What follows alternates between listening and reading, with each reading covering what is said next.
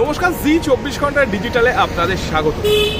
আজকে আমরা ঘুরতে ঘুরতে চলে এসেছি সেক্টর 5-এর এক সিঙ্গারার দোকান।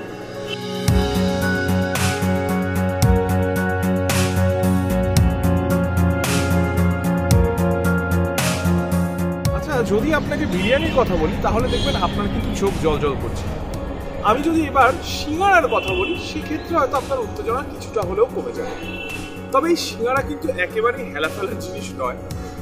বাংলা এবং বাংলার বাইরে গোটা দেশে বহু মানুষ সিঙ্গারা খেতে ভালোবাসে, এবং সবচেয়ে মজার ব্যাপার হচ্ছে সিঙ্গারার কিন্তু একটা বিরাট ইতিহাস রয়েছে, যেটা অনেক সময় আমরা এড়িয়ে যাই বা আমরা সেই ইতিহাসটা সম্বন্ধে ওয়াকিবহাল নই। যদি দেখা যায় তাহলে জানবেন যে এই সিঙ্গারা কিন্তু মধ্যপ্রাচ্য এবং মধ্য এশিয়া, মানে বুঝতেই পারছি যে ইতিহাসটা কত দীর্ঘ, এবং সিঙ্গারার ইতিহাসের সঙ্গে বেশ কতগুলো নাম জড়িয়ে রয়েছে, যেমন সাংবোসাক, এবং তার সঙ্গে পাওয়া যাবে সমোসা, সামুচা, সামুসা। ইতিহাস এও বলছে যে রাজ পরিবারের খাদ্য তালিকা ছিল নাকি সিঙ্গারা, মানে সাধারণের আয়ত্তের মধ্যে সিঙ্গারাই ছিল না। এবং আমির খুসরো, তিনি ছিলেন দিল্লি সুলতানিয়ার রাজকবি। তিনি এক জায়গায় লিখেছেন যে 1300 খ্রিস্টাব্দে রাজকুমারগণ ও আভিজাত্যরা মাংস, ঘি, পেঁয়াজ ইত্যাদিতে সামোসা প্রস্তুত করতেন, অর্থাৎ সিঙ্গারা পুর দিয়ে খাওয়ার একটা প্রচলন ছিল।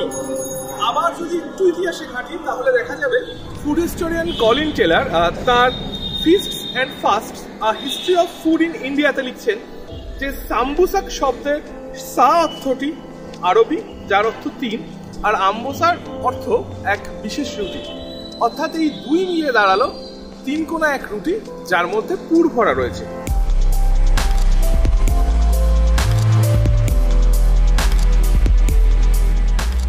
বাংলার ইতিহাসটাও কিন্তু বেশ ইন্টারেস্টিং। বাংলায় সিঙ্গারার ইতিহাসটার সঙ্গে জড়িয়ে রয়েছে নদিয়ার অধিপতি মহারাজা কৃষ্ণচন্দ্র। মহারাজা কৃষ্ণচন্দ্রের হেসেলেই নাকি সিঙ্গারার আবিষ্কার বলে অনেকে মনে করে। তো কৃষ্ণচন্দ্রের হেসেলের প্রসঙ্গে বলা যেতে পারে যে সেই হেসেলে ছিলেন একজন কৃষ্ণচন্দ্রের খাস রাঁধুনি, যার নাম হচ্ছে গিরিধারী মহারাজ। তো গিরিধারী মহারাজ একদিন কৃষ্ণচন্দ্রের জন্য লুচি তরকারি বানিয়ে এনেছিলেন। তো এবার বানিয়ে আনা লুচি ঠান্ডা হয়ে যায়, এবং যার জন্য রাজা কৃষ্ণচন্দ্র বেজায় রেগে যান এবং তিনি গিরিধারীকে শুলে চড়ানোর নির্দেশ দেন। তো গিরিধারীর স্ত্রী ছিলেন ধরিত্রী দেবী। তো ধরিত্রী দেবী সেই সময় স্বামীকে বাঁচানোর একটা শেষ চেষ্টা করেন। তিনি তৎক্ষণাৎ রান্নাঘরে ঢুকে গিয়ে লুচি বেলতে শুরু করেন এবং তার সঙ্গে সবজি বানান। এবং তিনি করেন কি, লুচিটাকে 3 কোনা, অর্থাৎ আমরা এখন যে সিঙ্গারাটা খাই সেই আকার দেন, এবং তার মধ্যে তরকারি ভরে দেন। মানে পুরটা ছিল হচ্ছে লুচির তরকারি, যা খেয়ে কৃষ্ণচন্দ্র কিন্তু বেজায় খুশি হয়েছিলেন। এবং তিনি ধরিত্রী দেবীকে জিজ্ঞাসা করেছিলেন যে এই যে তিনি যেটা খেলেন তার নাম কি। তখন ধরিত্রী দেবী বলেন যে এটার নাম সম্ভুজা। তো সম্ভুজা থেকেও নাকি সিঙ্গারার উৎপত্তি হিসেবে ধরে নেওয়া হয়। এবং এটাও জানিয়ে রাখি যে সেই হেসেলে যিনি রাঁধুনি ছিলেন, যার কথা বলছে, অর্থাৎ ধরিত্রী দেবীর জন্যই স্বামীর কিন্তু, মানে গিরিধারী বাবুর কিন্তু সে যাত্রায় প্রাণ বেঁচে গেছিল, কারণ কৃষ্ণচন্দ্র শুলের নির্দেশটা তিনি প্রত্যাহার করে নেন এবং বলেন যে তাকে রাজ্য ছাড়তে হবে।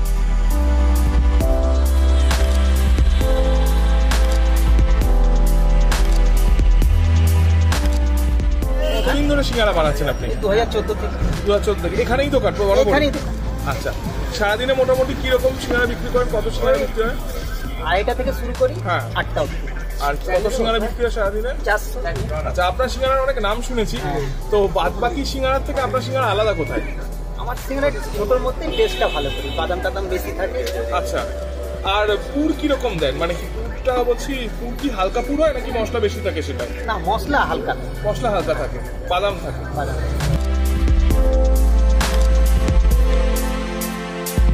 এখানে কতদিন ধরে সিঙ্গারা খাচ্ছেন? এখানে প্রায় 5 দিন ধরে খাচ্ছি। আচ্ছা, আর কেমন লাগে?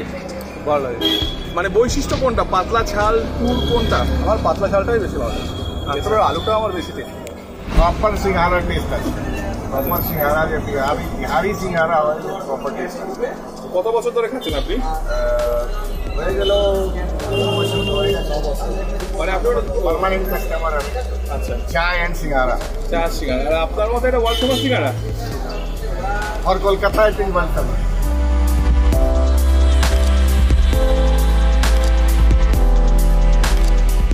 কেউ বলছেন ওয়ার্ল্ড ফেমাস, কেউ বলছেন এমন সিঙ্গারার স্বাদ নাকি আর কোথাও পাওয়া যায় না। তো অবশ্যই খেয়ে দেখতে হচ্ছে।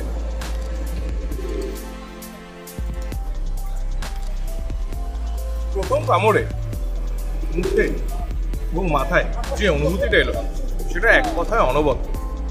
আপনারা এখানে আসলে অবশ্যই এই সিঙ্গারা খেয়ে দেখতে পারেন। ক্যামেরায় সুকৃতিকা দাসের সঙ্গে শুভম সাহা, জি 24 ঘন্টা টিভি।